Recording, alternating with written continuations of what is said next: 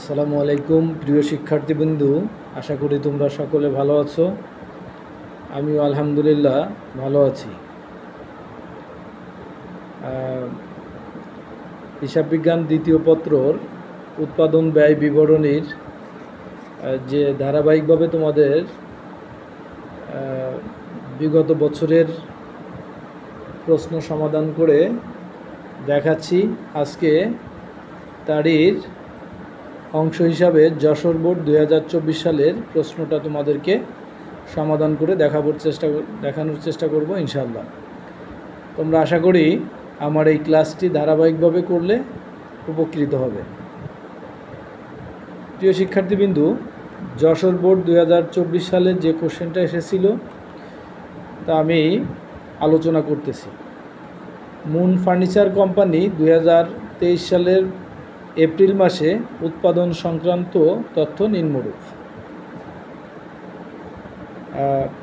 প্রারম্ভিক মজুদ পণ্য 800 একক, প্রতি একক 1000 টাকা করে, উৎপাদন 1000 একক, অর্থাৎ এই বছরে তারা উৎপাদন করেছে 1000 একক এবং প্রারম্ভিক ছিল 800 একক।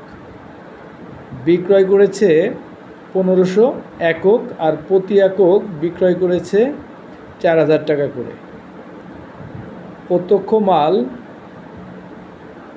1500 টাকা প্রতি একক, প্রত্যক্ষ শ্রম 1200 টাকা প্রতি একক।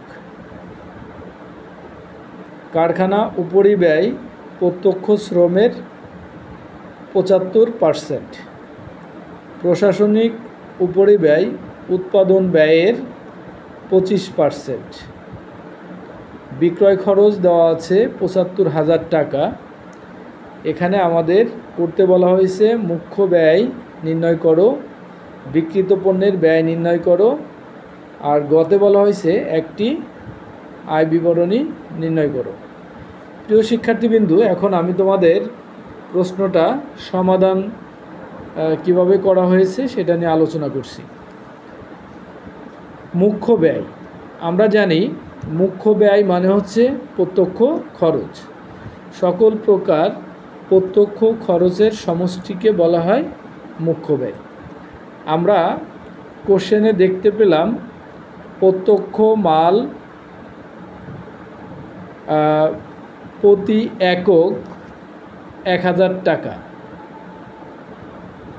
এখানে প্রতি একক প্রত্যক্ষ মাল 1000 টাকা। আমাদের প্রিয় শিক্ষার্থীবৃন্দু, এখানে প্রশ্নে দেওয়া আছে তাদের উৎপাদনের পরিমাণ 1000 একক, আর প্রতি একক পণ্য উৎপাদন করার জন্য তাদের কাঁচামাল লাগে 1500 টাকা করে। আমরা প্রতি এককের কাঁচামালের মূল্য ইনটু যত একক উৎপাদন করা হয়েছে ওই উৎপাদন একক দিয়ে গুণ করে আমরা মোট প্রত্যক্ষ কাঁচামাল পেয়েছি 15 লক্ষ টাকা। প্রত্যক্ষ কাঁচামালের সাথে যোগ হবে প্রত্যক্ষ শ্রম। প্রিয় শিক্ষার্থীবৃন্দু, দেখো এখানে প্রত্যক্ষ শ্রম প্রতি একক 1200 টাকা দেওয়া আছে। তাহলে আমরা এখানে উৎপাদন করেছি 1000 একক। এই 1000 একককে 1200 দ্বারা গুণ করলে আমরা মোট 1000 একক উৎপাদনের জন্য যে প্রত্যক্ষ শ্রম প্রয়োজন সেটা আমরা বের করতে পারবো। তা আমরা এখানে প্রতি একক 1200 টাকা আর উৎপাদন করা হয়েছে 1000 একক, গুণ করে আমরা প্রত্যক্ষ শ্রম পেয়েছি মোট 12 লক্ষ টাকা। প্রিয় শিক্ষার্থীবৃন্দু, প্রত্যক্ষ মাল এবং প্রত্যক্ষ শ্রম এই দুইটার সমষ্টি হচ্ছে মুখ্য ব্যয়। আমি আশা করি তোমরা সকলেই বুঝতে পেরেছ। প্রিয় শিক্ষার্থীবৃন্দু, খতে বলা হচ্ছে বিক্রিত পণ্যের ব্যয় নির্ণয় করো। আমরা এখন বিক্রিত পণ্যর ব্যয় কিভাবে নির্ণয় করতে হয় সেটা দেখাবো। প্রথমে বিক্রিত পণ্যের ব্যয় নির্ণয় করতে হলে আমরা ক অংশে যে মুখ্য ব্যয় নির্ণয় করেছি সেই মুখ্য ব্যয়টা এখানে আমরা নিয়ে আসব। মুখ্য ব্যয়ের সাথে যোগ হবে কারখানা উপরিব্যয়। এখানে দেখো প্রিয় শিক্ষার্থীবৃন্দু, কারখানা উপরিব্যয় দেওয়া আছে প্রত্যক্ষ শ্রমের 75%। তা আমরা প্রত্যক্ষ শ্রম এখানে পেয়েছি 12 লক্ষ টাকা। এই 12 লক্ষ টাকার 75% করলে আমরা এখানে পেয়ে যাব 9 লক্ষ টাকা।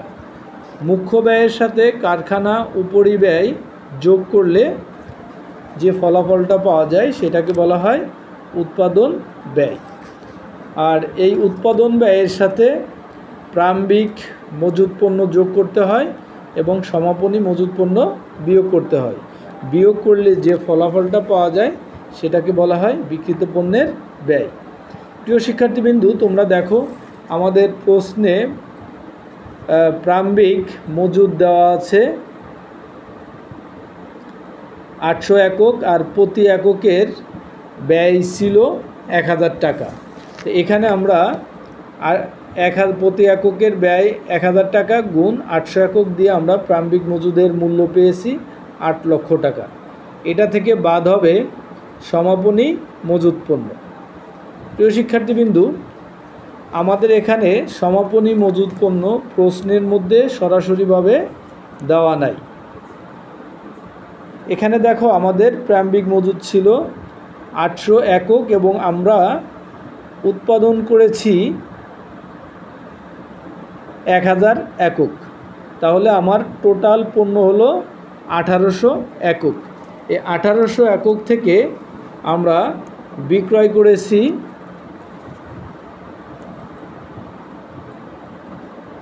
করেছি 1500 একক। তাহলে 1800 একক থেকে 1500 একক বাদ দেওয়ার পরে আমাদের সমাপনী মজুত পণ্য থাকবে 300 একক। এখানে দেখো আমরা 300 একক দিয়ে গুণ করেছি।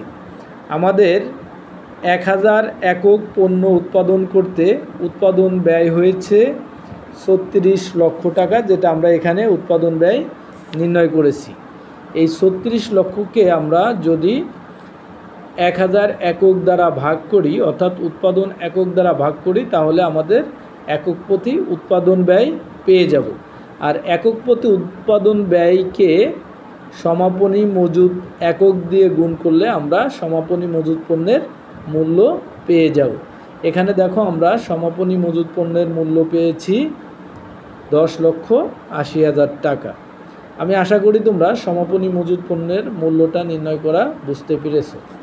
প্রিয় শিক্ষার্থীবৃন্দু, প্রারম্ভিক মজুত পণ্য থেকে সমাপনী মজুত পণ্য বাদ দেওয়ার পরে আমাদের এখানে থাকতেছে 2,80,000 টাকা।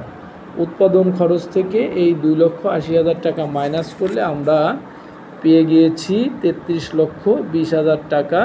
এই 33,20,000 টাকাই হচ্ছে বিক্রিত পণ্যের ব্যয়। প্রিয় শিক্ষার্থীবৃন্দু, এখন আমরা মোট আয় বিবরণী তৈরি করে দেখাবো। প্রিয় শিক্ষার্থীবৃন্দু, আমরা জানি আয় বিবরণী মানে হচ্ছে আয় থেকে ব্যয় বাদ দিলে যে ফলাফলটা পাওয়া যায় সেটাকে বলা হয় নিট মুনাফা। এখানে দেখো আমাদের প্রশ্নে বিক্রয় একক দেওয়া আছে 1500 একক আর প্রতি এককের বিক্রয় মূল্য 4000 টাকা। তাহলে বিক্রয় একককে বিক্রয় মূল্য দ্বারা গুণ করলে যে ফলাফল পাওয়া যায় সেটাকে বলা হয় মোট বিক্রয় মূল্য। আর বিক্রয় মূল্য হতে বিক্রিত পণ্যের ব্যয় বাদ দিতে হবে। তা আমরা অলরেডি খ এর অংশে বিক্রিত পণ্যের ব্যয় নির্ণয় করেছি আর বিক্রিত পণ্যের ব্যয় পেয়েছি আমরা ওখানে 33,20,000 টাকা। এই বিক্রয় থেকে বিক্রিত পণ্যর ব্যয় বাদ দিলে যেটা পাওয়া যায় সেটাকে বলা হয়েছে মোট মুনাফা। আমরা বিক্রয় থেকে বিক্রিত পণ্যর ব্যয় বাদ দিয়ে পেয়েছি মোট মুনাফা 26,80,000 টাকা। প্রিয় শিক্ষার্থীবৃন্দু, আমি আশা করি তোমরা মোট মুনাফা নির্ণয়টা বুঝতে পেরেছ। এখন মোট মুনাফা থেকে পরিচালন ব্যয় থাকলে সেটা বাদ দিতে হয়। আমরা জানি পরিচালন ব্যয় দুই প্রকার, একটা হচ্ছে প্রশাসনিক উপরিব্যয় আর একটা হচ্ছে বিক্রয় উপরিব্যয়। প্রিয় শিক্ষার্থীবৃন্দু, আমাদের প্রশ্নে দেওয়া আছে প্রশাসনিক উপরিব্যয়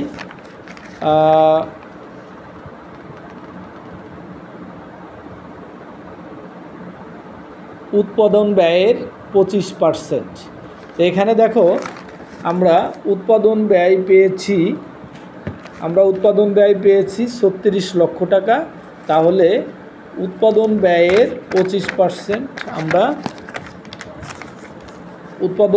25% আমরা প্রশাসনিক উপরিব্যয় নির্ণয় করব। 25%, 36 লক্ষ টাকার 25% আসে 9 লক্ষ টাকা। আর প্রশ্নপত্রে বিক্রয় খরচ দেওয়া আছে 75,000 টাকা।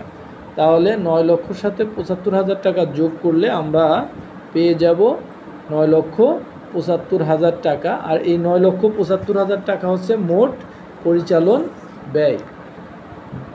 মোট লাভ থেকে পরিচালন ব্যয় বিয়োগ করলে যে ফলাফলটা পাওয়া যায় সেটাকে বলা হয় নিট মুনাফা। প্রিয় শিক্ষার্থীবৃন্দু, আমি আশা করি তোমরা প্রশ্ন সমাধানটা বুঝতে পেরেছো। আমি ধারাবাহিকভাবে তোমাদেরকে বিগত বছরের বোর্ডের কোশ্চেনগুলো দেওয়ার চেষ্টা করব। তোমরা সকলে আমার সাথে থাকবে এবং আমার চ্যানেলটিকে ফলো দিয়ে এবং সাবস্ক্রাইব করে আমাকে পরবর্তী ক্লাস নেওয়ার জন্য উৎসাহ দেওয়ার জন্য সকলের প্রতি অনুরোধ রইল। ধন্যবাদ সবাইকে।